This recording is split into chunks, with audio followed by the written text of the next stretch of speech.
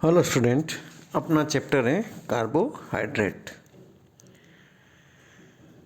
क्या होता है कार्बोहाइड्रेट? सबसे पहले बात करें, वे पदार्थ जिनमें कार्बन, हाइड्रोजन और ऑक्सीजन तत्व होते हैं और हाइड्रोजन और ऑक्सीजन का अनुपात 2:1 होता है, जल के समान।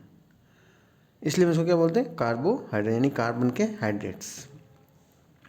अतः इनको सामान्य सूत्र CxH2O से व्यक्त करते हैं। शर्करा, स्टार्च, सेलुलोज इसके उदाहरण हैं।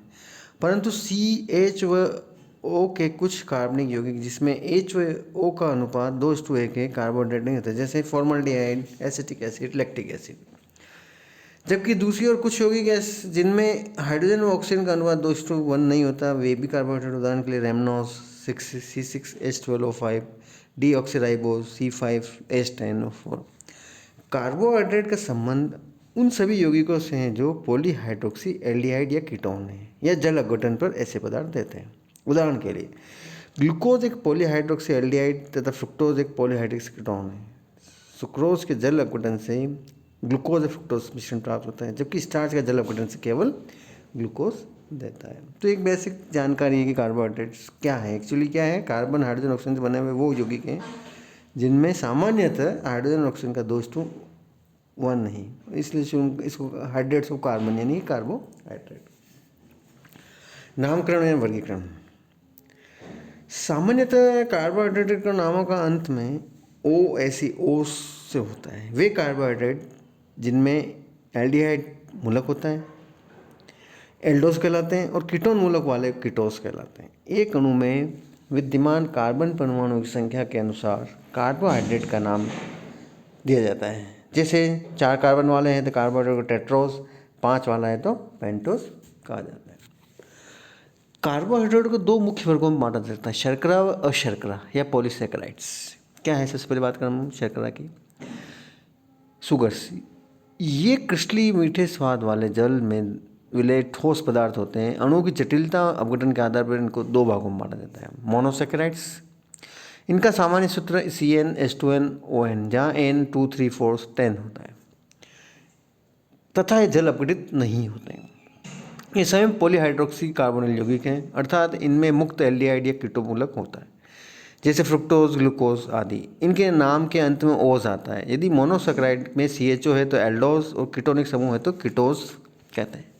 अणु में उपस्थित कार्बन परमाणु संख्या को एल्डो एवं कीटोस पूर्वलग्न देकर प्रदर्शित करते हैं। उदाहरण के लिए 6 कार्बन वाले परमाणु युक्त एल्डोस को एल्डोहेक्सोस तथा 5 कार्बन परमाणु कीटोस को कीटोपेंटोस कहते हैं। ओलिगोसैकेराइड्स, ये जल अपघटित होकर मोनोसैकेराइड्स के 2 से 10 अणु देते हैं। ग्रीक भाषा में ओलिगोस का अर्थ कुछ होता है फ्यू होता है, अर्थात इन यौगिकों मोनोसैकेराइड की इकाई निश्चित मात्रा में होती है।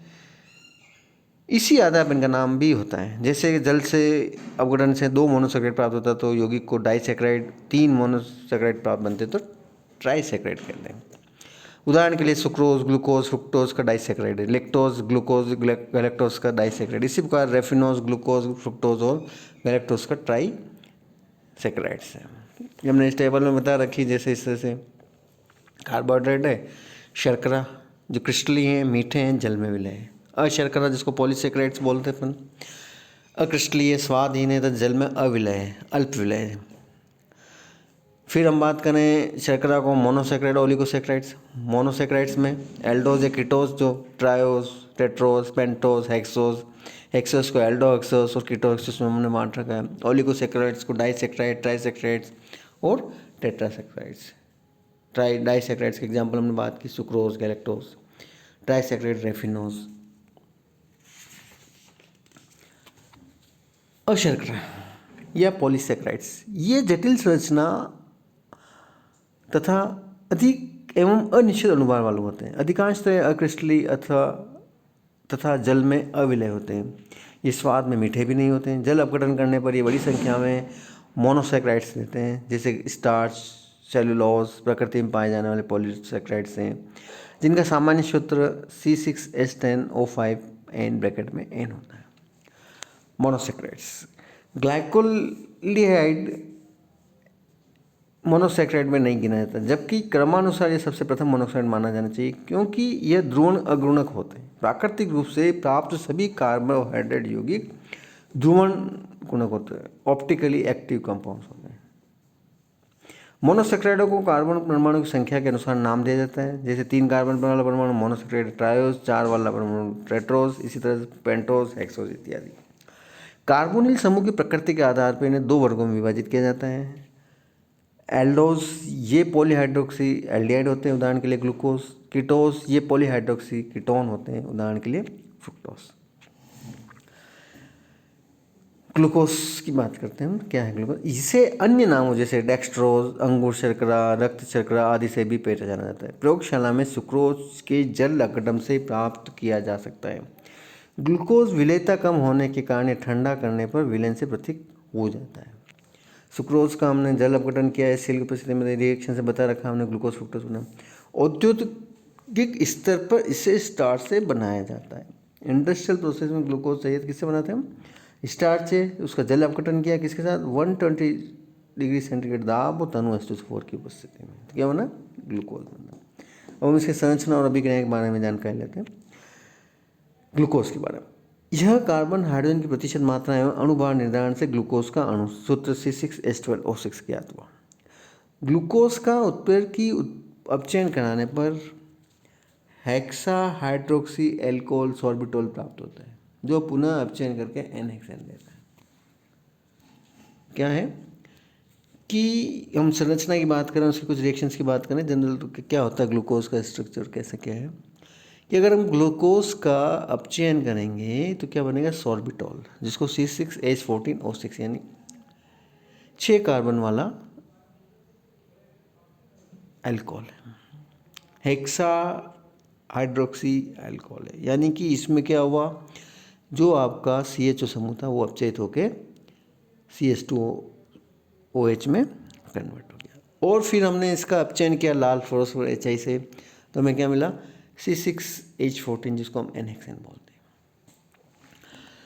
उससे ग्लूकोज अणु के सभी कार्बन परमाणुओं का अश्रृंखलित श्रृंखला के रूप में होने का पता चला। यानी इस रिएक्शन से हम जो प्रोडक्ट बनाए ग्लूकोज सॉर्बिटोल अपचयन से, और फिर लाल फॉस्फोरस और HI से अपचयन करने पर हमने जब अपचयन किया तो उससे हमें पता लगा कि 6 कार्बन की यह अशाखित श्रृंखला के रूप में होता है।